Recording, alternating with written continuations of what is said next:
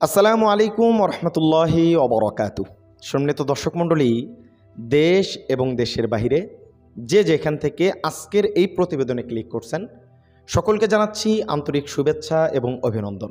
প্রিয় দর্শক মণ্ডলী, মুখ আল্লাহ পাক রব্বুল আলামিন দিয়েছেন, যে কোনো সময় আবেগের বশতে হলেও এমনি এক কথা হুটহাট করে বলা লাগে না। এই যেমন ধরেন আমাদের আইন উপদেষ্টা আসিফ নজরুল, তিনি এক সময় বলেছিলেন, আল্লাহ, আমি যদি একবার দেশের কোনো ক্ষমতা পাইতাম, আমি শুধু জনগণের সেবা করতাম। কিন্তু এখন কি বাস্তবে সেটা ঘটতেছে? প্রিয় দর্শক মণ্ডলী, গতকাল সাংবাদিক ইলিয়াস ভাইয়ের একটি ভিডিও বার্তা আপনারা দেখেছেন। তিনি শাওনকে নিয়ে কথা বলেছেন, হুমায়ুন আহমেদের স্ত্রী শাওন। সেই শাওন কিন্তু আসিফ নজরুলের শাশুড়ি। এটা ভুল হবে না আর কি, যদিও আপন না। তো যাই হোক, তিনি কিভাবে তাকে প্রোটেক্ট করতেছেন এটা আজকে আমার আলোচ্য বিষয় না। বিষয় হচ্ছে যে ভুলটা তিনি করলেন এবং যে কথাটা বলা দরকার না সেটা তিনি বললেন, এটা নিয়ে একটা বিদ্রূপ সৃষ্টি হয়েছে। আওয়ামী লীগের সময় দেখা যেত, যখন আওয়ামী লীগের বিরুদ্ধে যারা কথা বলতো সবাই তাদেরকে বিএনপি মনে করত। বাংলাদেশে অনেক মানুষ আওয়ামী লীগের বিরুদ্ধে কথা বলতে তাদেরকে জেল খাটতে হয়েছে, বাইরে যেতে হয়েছে।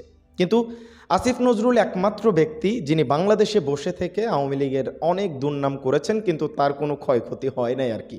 এখান থেকে আপনারা অনেক কিছু বুঝতে পারেন। তো যাই হোক, আজকে যেটা মূল আলোচ্য বিষয়, যে মুখ দিয়ে হুটহাট করে কিছু বলা যায় না, মুখ ফসকে এমন বাস্তব কথা বলে দেন যেটা নিয়ে আসলে তর্ক বিতর্ক সৃষ্টি হয়। আমাদের আসিফ নজরুলকে নিয়ে টানা হেঁচড়া কম হয় নাই, সাংবাদিক ইলিয়াস ভাই এখনও টানতেইছে। এখন আসিফ নজরুল নিয়ে আপনার কি মন্তব্য? তার কি আপনি ভালো মনে করেন, নাকি তারে আপনি আওয়ামী লীগের দোসর মনে করেন? একটু কমেন্ট করেন, কারণ আলোচনা তো দুই পক্ষেই হয়। একটা প্রতিবেদন আসছে, আপনারা দেখছেন গতকালের আগের দিন আমাদের উপদেষ্টা যিনি আছেন আসিফ ভুঁইয়া, তিনি একটি বই লিখেছেন, যে বইটির নাম ছিল মাতৃভূমি অথবা মৃত্যু। সেখানে অনুষ্ঠানে আমাদের আসিফ নজরুল সাহেব সেই জায়গায় উপস্থিত হয়ে একটা বক্তব্য দিয়ে বিতর্কের সৃষ্টি করেছেন। তিনি বলেছেন সেটা আপনাদেরকে বলতেছি, কারণ বিএনপি এটা নিয়ে সমালোচনা করতেছে, কারণ সরকারে এখন তিনি আছেন। সরকারে থেকে এমন কথা আসলে তার থেকে কেউ আশা করে নাই। তিনি যেটা বলছেন, জুলাই গণ অভ্যুত্থানে যারা নেতা ছিল তাদেরকে বাবা সম্বোধন করে তিনি বলছেন যে তোমরা অনেক বড় বড় দায়িত্ব পালন করেছো, কিন্তু আরও দায়িত্ব পালন করা বাকি আছে। ৭১-এ যে সুযোগ আমরা নষ্ট করেছি, তোমরা সেই সুযোগটা নষ্ট হতে দিও না। তোমরা আমাদের জুলাইয়ের নেতা ছিলা।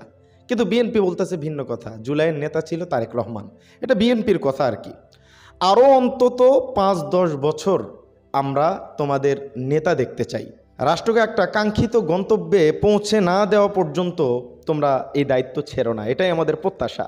এখানেই বিপত্তিটা লাগছে। মুখ ফসকে এমন কথা কেন বলে দিলেন? সরকারে থাকা অবস্থায় তোমাদেরকে আরও ৫-১০ বছর ক্ষমতায় দেখতে চাই, দেশটাকে একটা ভালো জায়গায় নিয়ে যাও, বাবা সম্বোধন করে এ ধরনের কথা আসিফ নজরুল যখন বলছেন, তখন কি কাম তারা ঘটায় নিছে? তার কি তলে তলে ফোন দিয়ে নিছে যে এরকম ধরনের আমরা সময়ে সরকার ক্ষমতায় থাকব?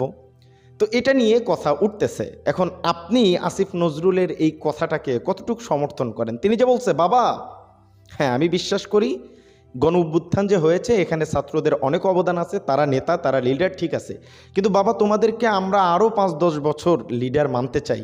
তোমরা বাংলাদেশকে একটা কাঙ্ক্ষিত লক্ষ্যে পৌঁছে দিয়ে তারপরে তোমরা গন্তব্যে ফিরে যাও। এই কথাটা যখন তিনি বলছেন, এটা নিয়ে সমালোচনার সৃষ্টি হয়েছে। আর আসিফ নজরুল একজন বিতর্কিত মানুষ।